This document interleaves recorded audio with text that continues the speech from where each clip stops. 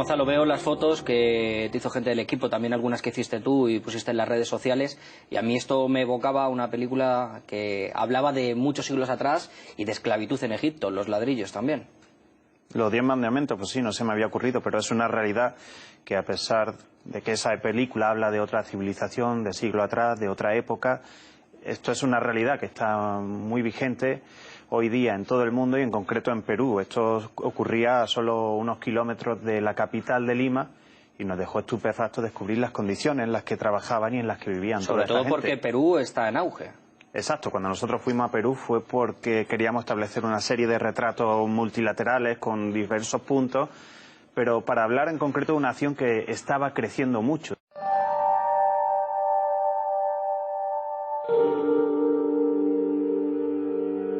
Gonzalo, tanto te impresionó el asunto que lo reflejaste también con un tuit muy claro.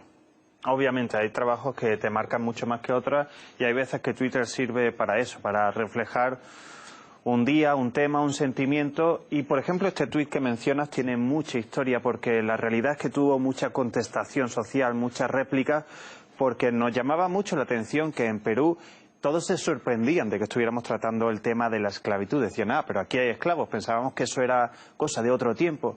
Lo cierto es que, a pesar de que sí que es cierto que el gobierno de Humala está tomando muchas medidas para erradicar la esclavitud, hablamos de más de 80.000 personas que viven como esclavos en un mundo que les rodea, que es cada vez más pudiente.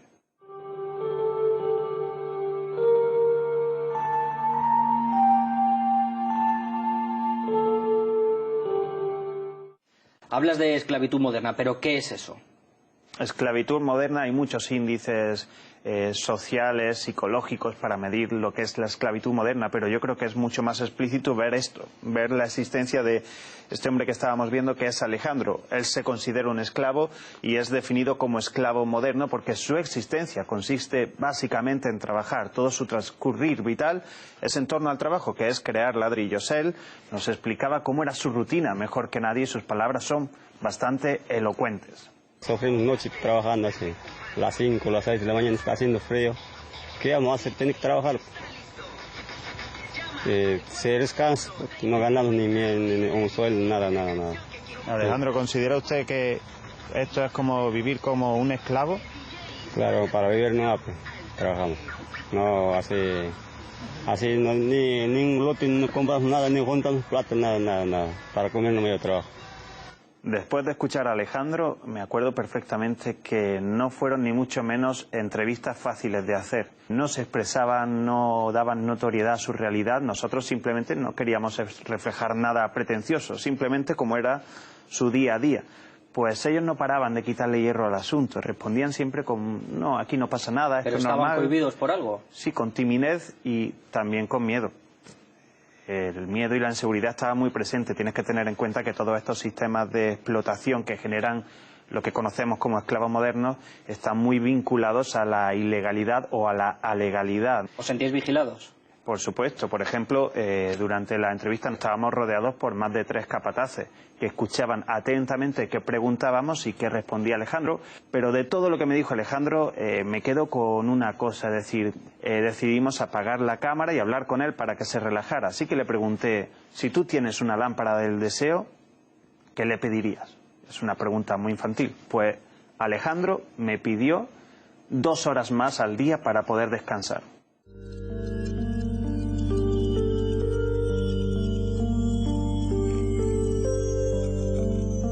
Estabais rodeado de niños, hemos visto en las fotos que estaban en medio de los ladrillos, viendo cómo sus padres trabajaban. Eso es muy normal allí y también acabas acostumbrándote, aunque los niños deberían estar en la escuela. Y cuando le preguntábamos, por ejemplo, a Alejandro, que era padre de familia, sus 3 hijos estaban allí, ¿por qué no estaban los niños en la escuela? Era bastante lógico, la escuela cuesta dinero, yo no puedo pagar ni siquiera los cuadernos o el material que tiene, y luego también hace falta que alguien lleve al niño a la escuela porque la escuela está lejos. Si Alejandro y la madre están trabajando para hacer ladrillos, los niños se acaban criando allí con ellos y eso es su guardería, eso es su pequeña aula, eso es todo para los niños que acaban viviendo y jugando allí, y en cuanto puedan, por cuestiones físicas, acabarán inevitablemente trabajando también.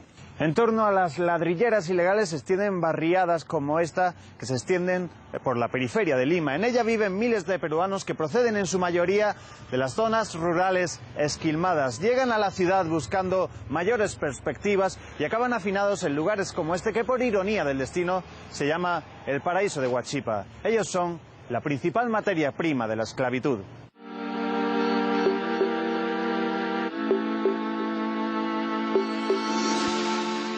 Gonzalo, pero este mal no solo se queda en grandes superficies o en una especie así como de mafias como vemos en las ladrilleras, en los propios hogares también, como veíamos en el reportaje.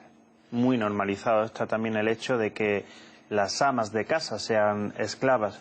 Y eso sí que estaba normalizado porque convive con el machismo, que se da por hecho que las mujeres no tienen por qué tener trabajo ni ningún derecho. Y muy normalizado también porque hay mucha inmigración rural de gente que va a la ciudad.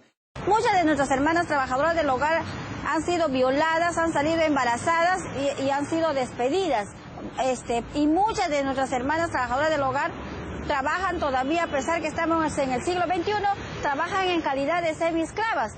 Dentro de ese crecimiento y ese boom económico envidiable en Latinoamérica está también esta otra realidad, la de los esclavos, que nos deja bastante dubitativos sobre qué camino está de estar tomando un país como Perú.